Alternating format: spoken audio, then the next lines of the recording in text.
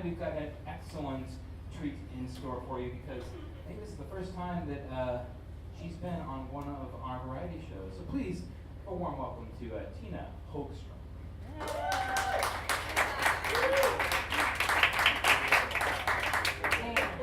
love how there was one table and Katie was like, next is comedy, and they were like, but I hate laughing. Gotta get out now. I just want you all to take note of Katie's sweet, angelic voice and get used to what you're going to hear now. So this is going to be it for the next little bit. So get ready. I love how Dash had mentioned earlier when he was doing some comedy, he was like, I really envy the musically gifted people because they can talk about really personal stuff and it sounds beautiful. Katie sang a song and it was beautiful and it was basically telling someone to get over themselves. And it sounded pretty. And if I do that and I'm like, get over yourself, someone said, it's like I sound like Gilbert Gottfried, and everyone's like, you need to just dial it back a little bit, scaring small children. Hi, I'm Tina. Someone's been asking names every time someone's gotten up, so I'm going to get that out of the way. The other day I was on a busy street and I stepped back so I can address the crowd here. Not that area, because it's a giant wall. I was on a busy street and I came to a stoplight and I saw an old shirtless man, already a treat, on a hoverboard. Not like the cool one we thought we'd have by now, but like the Instagram one where they stand like this and they just wheel forward. Yeah, and I was like, wow. Well, also he was pushing a stroller. I should add that in. Pushing a stroller. And I was like, that could not have gotten any weirder. And then I drove off and I looked back and there were 2 grown dogs in the stroller. So I was proved wrong in that moment. Yeah, it's crazy. I actually read a study where they found that a large percentage of humans feel more empathy towards dogs than other people. Yeah, like they did it, like adult humans went up against I think it was puppies, adult dogs, and then human babies. Adult humans finished last in every single scenario that they tried for empathy. Sometimes babies didn't even win. Yeah. I mean, I don't blame them, but man, we're not supposed to admit we like our dog more than our child. But the other day I was at the park, and I was walking, minding my own business, getting them steps in. And I see a man in the distance. I walked. I don't do any other exercise, but I walked. I saw a man in the distance, and he is screaming. And I was like, ooh, and I get closer, and he's like, Daniel, goddammit, Daniel, you get back here right now. Daniel, I swear, if you don't get back now. And I was like, I'm about to witness a child just feeling the wrath of an enraged parent. I couldn't be more excited. And I get closer because I'm creepy like that. And then Daniel runs out from the bushes, a full-grown miniature poodle. Not what I had expected. And then the guy continues to just yell at him. He's like, Daniel, you're going to be in timeout as soon as we get home. We've discussed this. You don't chase after squirrels. And Daniel's like, yeah, Dad, I'm listening. I promise. But, I was like, dude, Daniel is not just a toddler that's extra furry, that's a dog. Like, your extra stern talking to isn't going to make him not pee on your artificial Christmas tree every year. I don't understand your logic there. God, I want a dog so bad. I want a dog so much more than I ever want a child. I feel like it's every 20-year-old sentiment. They're like, I want a dog, but not a child, just a dog for the rest of my life. But I don't have the time. I know I don't have the time for that. So I took up Game of Thrones instead. Which, anyone watch Game of Thrones? Anyone? Ooh. 3 people are going to love this. Yeah, I watched Game of Thrones through once in about 2 months. I'm on round 2, so I've got a life. And I noticed some changes in my personality after I started watching it. One of them was just I became an alcoholic, but I only drink red wine. The other one was I developed a very intense attraction to Peter Dinklage. Peter Dinklage, anyone? Yeah. Peter Dinklage, for visual reference. He's a beautiful man and a talented actor. And the last was that I became a lot more violent in my everyday life. Not in like, you know, a stabby kind of Game of Thrones way, but a much more mild way. Oh, here's a good example. Like if I were to get cut off in traffic before Game of Thrones, you know, someone cuts me off and I would just go, "Thank you, I was in the wrong. You're right, you know, the Oregon way." And now if I get cut off in traffic, I'm just waving a replica sword out the window that I bought from a shady back room of a GameStop from some 16-year-old named Jeremy who's like, "How much are you gonna pay me, Bill?" And you know, police are not cool with that. Like, can you imagine getting pulled over, waving a sword out the window? You're being arrested and they're like, "I think you know why this is happening." And you're like, "Winter is coming." Okay, I'm gonna put you somewhere else. Jeez. Yeah, I haven't murdered anyone yet. Usually there's an applause break there. Wow. Yeah, there's a yet there. We're even close. No, but I did almost hit a small child with my car. Yeah, almost. I was pulling into Minto Brown, the park that people walk at, you know. And I was pulling into the first parking lot, and then I have to slam on my brakes because there's a little girl on her bike right in front of me. And I just slam on my brakes, and I'm like just breathing heavily. And I look at her, and she looks at me, and I look down at her shirt. She's wearing one of those like Nike shirts, and it goes, "Can't be stopped." That day I said, "I can," and then I hit her with my car. No, I just really, there's this twisted part of me that's like, man, I wish for truth that I would have hit her, but then I realized you just wish you hit a child, so let's go with the lie for a little while. Yeah, what else did I want to talk about? Ooh, that's right. I tried acid once in my life. Yeah. Some not very cool, yeah. What wasn't cool is that I tried it by myself. Yeah, it's a good show. And my whole reason for doing it is because stand-up comedians always have these great stories where they're like, "I was on drugs and I did this wacky doodle thing." And everyone laughs. Like my boyfriend and I just listened to a story that was, I think, on YouTube. It was like on some big thing where this girl talked about being on meth and drinking piss. And everyone was like, "That's the best thing I've ever heard." I was like, "What? This is what it is?" No, so I tried acid. My whole reason was that I wanted to get some material out. Such a bad reason. And in the span of 8 hours, I wrote down 2 things. And one of them was, these are direct quotes, "There's a pterodactyl claw inside my hand." And then the other one was, "What if your hands could think without your brain?" Yeah. It was like not comedy gold nuggets that I was hoping for. It was comedy nickel at best. It was like copper medal at the Olympics. Ooh, not close. I did hallucinate, though, that my cat threw up a bunch in my room. That was fun, until I realized I was not hallucinating. And that really happened. And we didn't have paper towels. So then I had to walk to the store, high on acid, get paper towels. And I looked about as I do now in terms of sweat, and then like the pupil size of a penny, you know? And I'm walking into the store, and I inevitably see someone who I was friends with in high school, because that's great even when you're sober.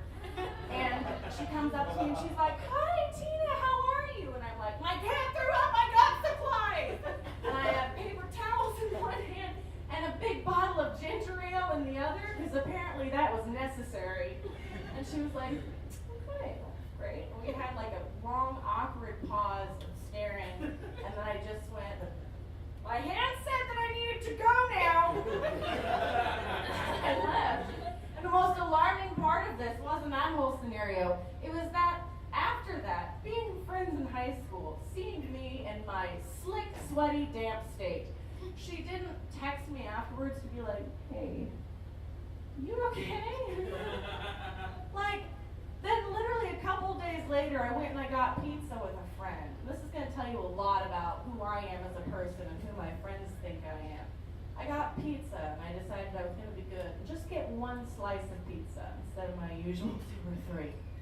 And then my friend stops me, she touches my shoulder, and she goes, Tina, are you okay? That's when someone asks me if I'm okay. They're like, you can be visibly on drugs, but one slice of pizza, that's too far for you. Something's up, sister. I feel like I'm an adult, but not really. I'm at that point in my life. I'm having trouble deciphering age. You know when you get to an age and you can't tell if someone is like 7 or 17, you can't tell anymore about like age. You're like, are you an old person or are you 24? I don't know. Like, I'm confused as to whether I'm trying to just playfully flirt with a manther. That's a male cougar. I do my research.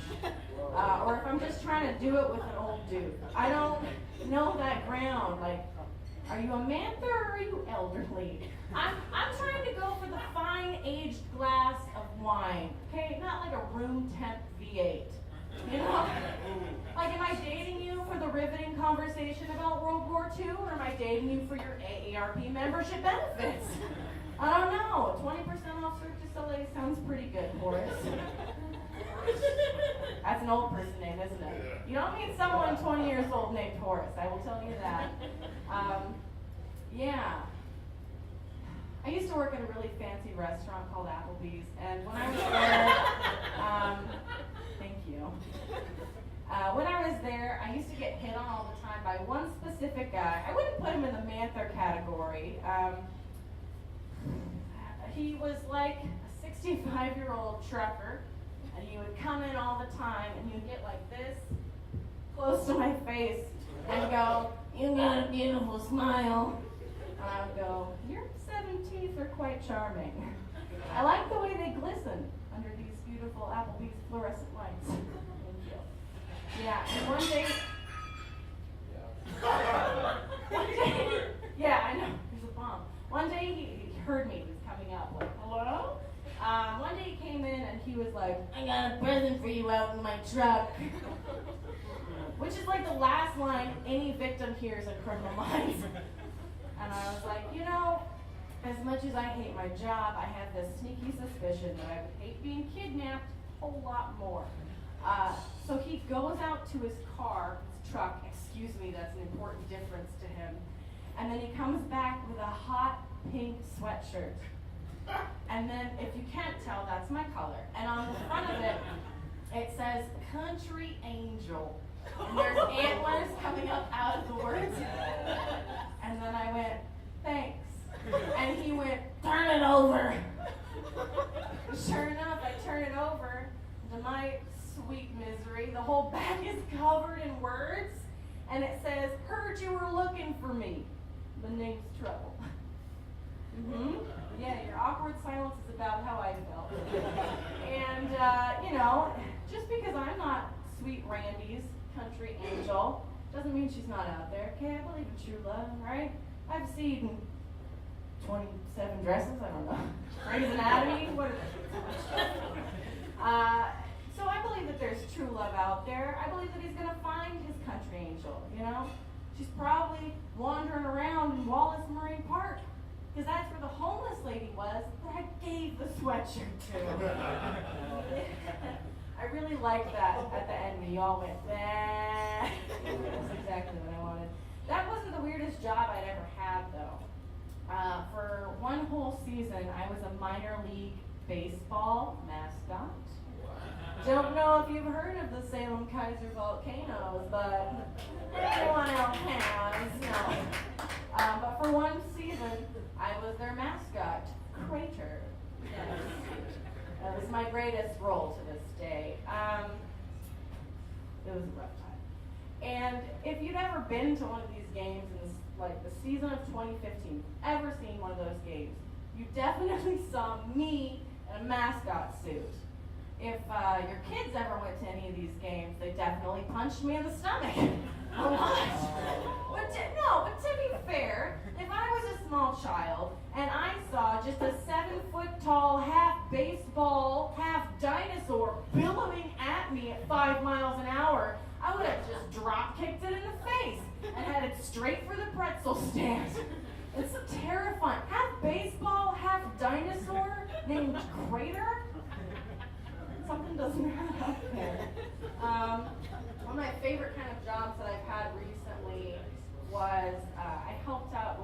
summer camp this last week for 1st through 5th graders. It was an acting camp, and they learned the show Winnie the Pooh. And it's so cute, and it's so tiring, because there's like 60 of them, and there's just one of me and like 3 other people my age just wrangling them. And I noticed that parents put their kids in the camp for a couple of different reasons, but the 2 kids that seem to get put into this camp fall into just 2 categories. One of them is just their parents drop them off and they're like, "Hi, my kid is severely hyperactive, okay? He hasn't stopped doing jazz hands and box steps since I told him about camp." You just look over and he's like, "Yeah, I'm ready for Winnie the Pooh, I'm gonna be Tigger!" So I was like, "Honey, it's March. Show's not till August, you can stop." And then the other reason is they bring their kids in, the mom's like, "Hi, this is Chelsea. I signed her up for camp because she's dead and soulless inside. And she scares me, I needed a break." You just look at Chelsea, she's got frown lines at age 9, bags under her eyes like she's a college student taking her midterms. The only time I saw Chelsea laugh was when another kid fell down and cried while learning one of the dances. And I tried to get Chelsea to participate. I was like, "Honey, come on, please." And she looks me dead in the eye and just goes, and then I looked right into her beady black eyes. I felt really sorry for all the birds she's killed in her backyard. She's just like, "I don't want them to fly, Mommy. Their wings make me upset." I don't miss her.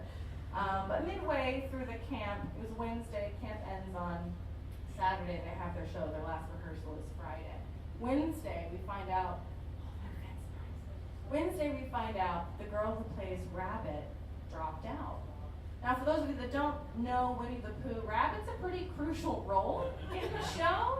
Like, Rabbit is the character that none of us wanted to be, but we all just became without trying to. Just overly stressed out, always trying to tell their friends about the latest vegetable they tried. "Have you tried the rutabaga? I can't spell it, but I can eat it." You know what I mean, Todd? You into rutabagas or what? Getting like signals.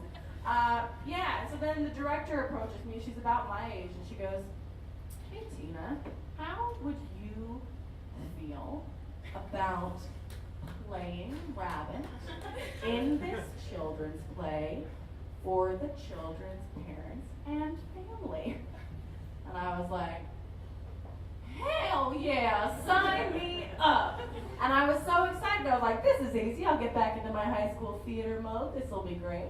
Been longing for this my whole life. And I thought it was going to be easy because I saw the kids in their costumes and they were really loose and big on them, because they're tiny. And my dumb brain was like, "It's going to fit me." And I got to the time to try on my Rabbit costume.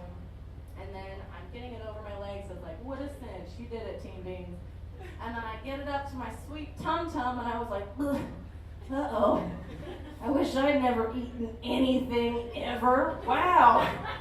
I managed to get it up over my midriff and zip it up. In a sarcophagus I am.